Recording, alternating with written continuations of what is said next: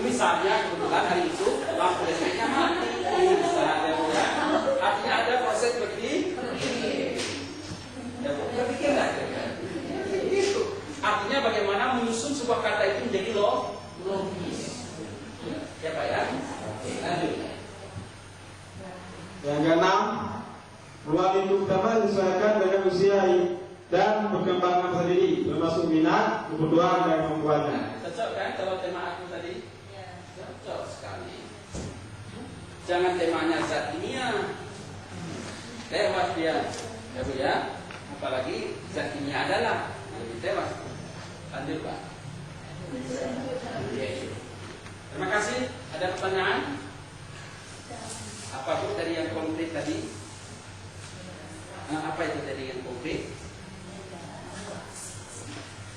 Dari yang tampak, teramati, terukur, dapat dilihat oleh panca indera. Gitu.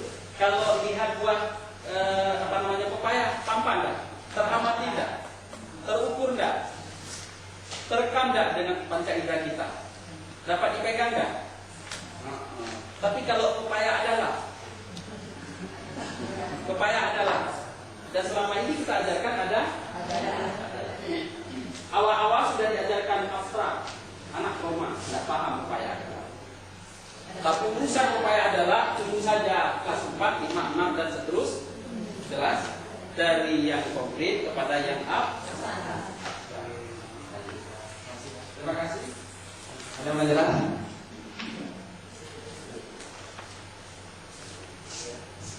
Ada? Alhamdulillah, lanjutkan Pak. Identifikasi dan analisis tanda korelasi jabatan. Oke, terima kasih. Assalamualaikum warahmatullahi wabarakatuh. Waalaikumsalam warahmatullahi wabarakatuh. Ayo Bu. Kegiatan pembedaan lanjutan nomor 3, identifikasi dan analisis standar kompetensi, kompetensi dasar dan indikator. Mengidentifikasikan dan menganalisis setiap standar kompetensi dasar dan indikator yang cocok untuk setiap tema sehingga semua standar kompetensi dasar dan indikator terbagi habis dalam tema.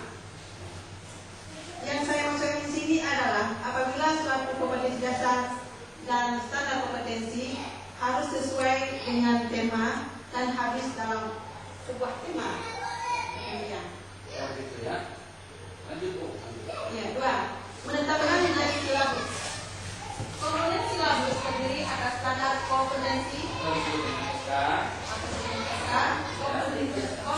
dasar, indikator, dan pengalaman belajar, alat atau sumber dan penilaian. Di dalam penyusunan silabus minimal terdapat yang pertama adalah standar kompetensi. Ini menuju pada kurikulum. Kemudian di dalamnya ada KG yang disebut dengan kompetensi dan kemudian ada indikator. Indikator ini termasuk juga target yang dicapai. Ya kan dari indikator inilah akhirnya soal. Ya, indikator itulah yang merumuskan akhirnya soal. Kemudian paling tidak juga ilangnya disebut pengalaman belajar.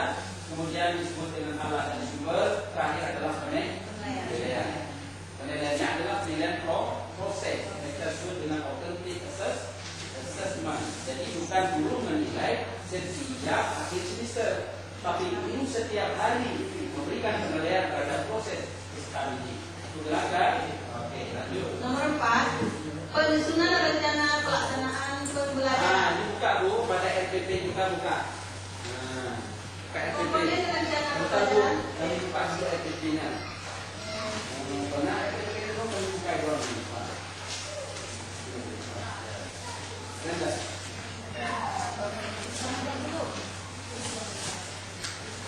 Di bawah dulu ya. Nah, di RPP-nya Bu. Nah ini, halaman berapa? 20. Ada halamannya. Kegiatan ini fokusnya pada kegiatan apa saja Bu? Pelajaran yang menjadi apa ini tema lingkungan. Oke. Jadi, oke lah. Kegiatan inti itu ada 3 hal. Pertama, 3 hal itu 3M. Membaca, menghitung,